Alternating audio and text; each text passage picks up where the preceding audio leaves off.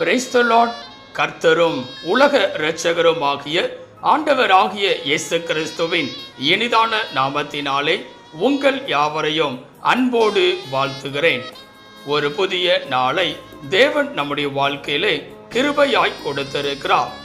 ஒவ்வொரு நாட்களையும் அவர் நமக்கு ஆசீர்வாதமாக கொடுத்து அவருடைய கிருபையினாலே நம்மை தாங்குகிற தேவனாகவும் நடத்துகிற தேவனாகவும் காணப்படுகிறார். நிச்சயமாய் இந்த நாளையும் அவர் நமக்கு ஆசீர்வாதமாய் மாற்றி கொடுப்பார். இந்த நாளுக்குரிய தேவனுடைய வார்த்தையை உங்களுக்காய் நான் வாசிக்கிறேன்.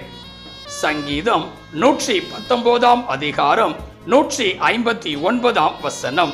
சங்கீதம் 119 அதிகாரம் 159 வசனம்.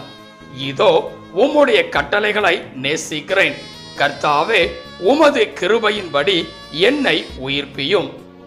எனக்கன்பான தேவ பிள்ளைகளே, இங்கே அருமையான ஒரு வார்த்தையை குறித்து நாம் பார்க்கிறோம். உயிர்ப்பியும் என்பதாக. பிரியமானவர்களே, உயிர்ப்பிக்கிற காரியத்தை குறித்து இங்கே நாம் பார்க்க முடிகிறது. இந்த உலகத்தில் வாழ்கிற பல மனிதர்கள் தோல்விகளினாலே சோர்வடைந்து போனவர்களாய் இருக்கிறார்கள். அவர்களை உயிர்ப்பிப்பதற்கு யாரும் இல்லாதபடி காணப்படுகிறார்கள். பல நேரங்களிலே தனிமையில் வாடுகிறவர்களாய் காணப்படுவார்கள். பல மனிதர்கள் நண்பர்களின் மூலமாக, சொந்த பந்தங்கள் மூலமாக, குடும்பத்தின் மூலமாக உயிர்ப்பிக்க முடியாதபடிக்கு சோர்வடைந்த நிலையிலேயே காணப்படுவார்கள். ஏன் என்னுடைய வாழ்க்கையின் நிலை இப்படிப்பட்டதாய் இருக்கிறது? இதிலிருந்து என்னை உயிர்ப்பிப்பதற்கு யாருமே இல்லையா என்று சொல்லி புலம்பி தவிப்பவர்கள் அநேகர்.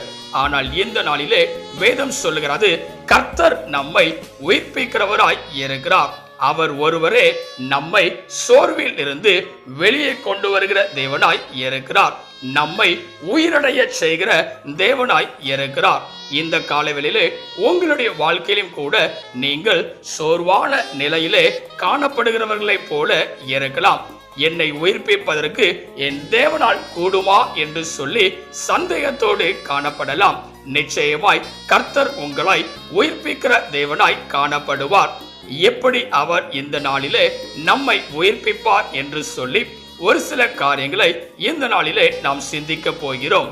முதலாவதாக வேதம் சொல்லுகிறது, சங்கீதம் 119 அதிகாரம் 159 வசனத்தை வாசிக்கும் போது, சங்கீதம் 119 அதிகாரம் 159 வசனத்திலே, இதோ உம்முடைய கட்டளைகளை நேசிக்கிறேன், கர்த்தாவே உமது கிருபையின்படி என்னை உயிர்ப்பியும். இங்கே பார்க்கும்போது முதலாவதாக என் தேவனாகிய கர்த்தர் நம்மை எப்படி உயிர்ப்பிக்கிறார் என்று சொல்லி பார்க்கும்போது வேதம் சொல்கிறது, அவருடைய கிருபையினால் நம்மை உயிர்ப்பிக்கிறார். பிரியமானவர்களே, கர்த்தருடைய கிருபை இல்லாமல் ஒரு மனிதனாலும் வாழ முடியாது. அவருடைய கிருபை நம்மை இந்த நாளிலே உயிர்ப்பிக்கிறதாயும் இருக்கிறது. இங்கே வேதம் அழகாய் சொல்லுகிறது, சங்கீதக்காரனாகிய தாவீதின் வாழ்க்கையிலே என் தேவன் உயிர்ப்பிக்கிறவராக காணப்படுகிறார். இந்த நாளிலே நம்முடைய வாழ்க்கையிலும் கூட அவருடைய கிருபையானது நம்மை உயிர்ப்பிக்கிறதாய் காணப்படும். அநேக நேரங்களிலே கிருபையானது ஒரு மனிதனை எல்லா விதத்திலும் இருந்து பாதுகாக்கிறதாய் இருக்கிறது. இந்த நாளிலே அவருடைய கிருபையை தேவனுடைய சமூகத்தில் வந்து நாம் பெற்றுக்கொள்ளும் போது அது நம்மை உயிர்ப்பிக்கிறதாய் இருக்கிறது. பல நேரங்களிலே சோர்வான நிலையில் நீங்கள் காணப்படும் போது கர்த்தருடைய சமூகத்திற்கு கடந்து சென்று, கர்த்தாவே உம்முடைய கிருபையினாலே என்னை உயிர்ப்பியும் என்று சொல்லி கேட்கும் போது அவர் நம்மை உயிர்ப்பிக்கிற தேவனாய் காணப்படுவார். இரண்டாவதாக எப்படி என் தேவன் நம்மை உயிர்ப்பிக்கிறார் என்று சொல்லி பார்க்கும்போது வேதம் சொல்லுகிறது, சங்கீதம் 19 அதிகாரம் 7 வசனத்தை வாசிக்கும் போது, சங்கீதம் 19 அதிகாரம் 7 வசனத்திலே, கர்த்தருடைய வேதம் குறைவற்றதும் ஆத்துமாவை உயிர்ப்பிக்கிறதுமாய் இருக்கிறது, கர்த்தருடைய சாட்சி சத்தியமும் பேதையை ஞானியாக்குகிறதுமாய் இருக்கிறது. இங்கே பார்க்கும்போது இரண்டாவதாக கர்த்தருடைய வேதம் நம்மை உயிர்ப்பிக்கிறது. கர்த்தருடைய வார்த்தை நம்மை உயிர்ப்பிக்கிறது. சோர்வான நிலையிலே நாம் இருக்கும்போது கர்த்தருடைய வேத வசனத்தை தேடி தேடி நாம் வாசிப்பவர்களாய் இருக்கும்போது அது நம்மை உயிர்ப்பிக்கிறதாய் காணப்படும். பல நேரங்களிலே வேதத்திலிருந்து நம் பல காரியங்களை வாசிக்கும் போது அது நம்மை மாற்றக்கூடியதாய் இருக்கும், நம்முடைய வாழ்க்கையிலே உயிர்ப்பிக்கிறதாய் காணப்படும். எந்தெந்த காரியங்களிலே நாம் யோசிக்கிறோமோ அது நம்முடைய வாழ்க்கையிலே அதை சுட்டி காட்டுகிறதாய் இருக்கும்.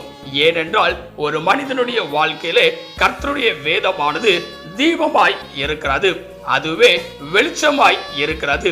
இந்த காலவெளியிலே உங்களுடைய வாழ்க்கையிலும் கூட கர்த்தருடைய வார்த்தை உயிர்ப்பிக்கிறதாய் காணப்படும்.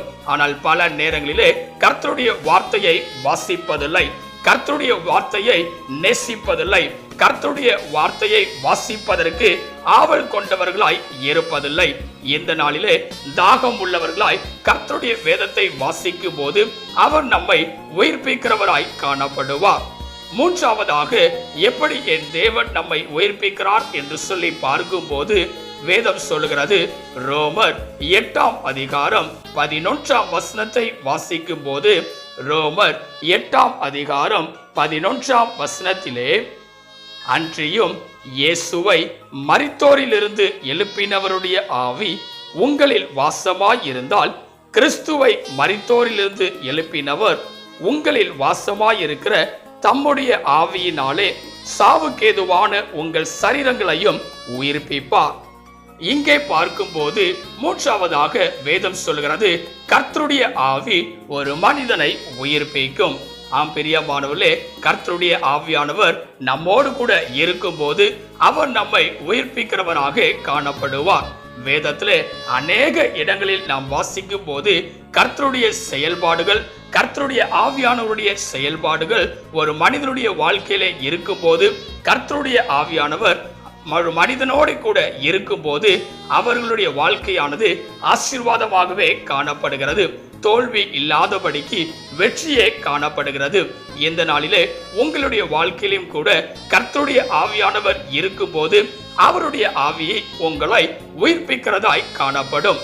இந்த காலவேளையிலே இதை கேட்டுக்கொண்டிருக்கிற எனக்கன்பான தேவ பிள்ளைகளே, வேதத்தில் இந்த நாளிலே அருமையான ஒரு வார்த்தையை நாம் வாசிக்கிறோம். அவர் நம்மை உயிர்ப்பிக்கிற தேவன் என்பதாக. இந்த நாளிலே சோர்வான நிலையிலே நீங்கள் இருப்பீர்கள் என்றால் கர்த்தருடைய சமூகத்திற்கு நீங்கள் வரும்போது அவர் உங்களை உயிர்ப்பிக்கிற தேவனாய் காணப்படுவார். எப்படி என் தேவன் நம்மை உயிர்ப்பிக்கிறார் என்று சொல்லி 3 விதமான காரியங்களை இந்த நாளிலே நாம் சிந்தித்திருக்கிறோம். முதலாவதாக கர்த்தருடைய கிருபை நம்மை உயிர்ப்பிக்கிறது. இரண்டாவதாக கர்த்தருடைய வேதம், கர்த்தருடைய வார்த்தை நம்மை உயிர்ப்பிக்கிறது. மூன்றாவதாக கர்த்தருடைய ஆவி நம்மை உயிர்ப்பிக்கிறது. இந்த நாளிலே நாமும் உயிரடைய செய்ய வேண்டும் என்றால் கர்த்தருடைய கிருபையின் கரத்திற்குள்ளாய் வருகிறவர்களாய் இருக்க வேண்டும். நம்மை தேவனுடைய சமூகத்தில் அர்ப்பணிக்கிறவர்களாய் இருக்க வேண்டும். அப்படி நீங்கள் செய்வீர்களாம், தேவனுடைய கரத்திலே உங்களை அர்ப்பணிப்பீர்களாம். செபிக்கலாம். கிருபையும் இரக்கமும் நிறைந்த எங்கள் அன்பின் பிதாவே, இந்த ஆசீர்வதிக்கப்பட்டதான நல்ல காலை வேளைக்காய் நன்றியோடு உம்மை துதிக்கிறோம், உம்மை ஸ்தோத்தரிக்கிறோம். நீர் கொடுத்த அற்புதமான உம்முடைய வார்த்தைக்காய் நன்றி செலுத்துகிறோம். நீர் எங்களை உயிர்ப்பிக்கிற தேவனாய் இருக்கிறீர் என்று இந்த நாளிலே நாங்கள் சிந்தித்திருக்கிறோம். இந்த கால வேளையிலே இதை கேட்டுக்கொண்டிருக்கிற, இதை பார்த்து கொண்டிருக்கிற ஒவ்வொரு பிள்ளைகளும் தங்களுடைய வாழ்க்கையிலே உயிரடைகிறவர்களாய் காணப்பட என் தேவன் கிருபை தருவீராக. நீரே பெரிய காரியங்களை செய்வீராக. நீர் மாத்திரம் மகிமைப்படுவீராக. இயேசுவின் நாமத்தில் ஜெபிக்கிறோம் எங்கள் ஜீவனுள்ள நல்ல பிதாவே, ஆமென். கர்த்தர் தாமே இந்த வார்த்தையின் மூலமாய் உங்களை ஆசீர்வதித்து சோர்வான நிலையில் நீங்கள் காணப்படுவீர்கள் என்றால் இந்த நாளிலே உங்களை உயிர்ப்பிக்கிற தேவனாய் அவர் காணப்படுவாராக. ஆமென். God bless you.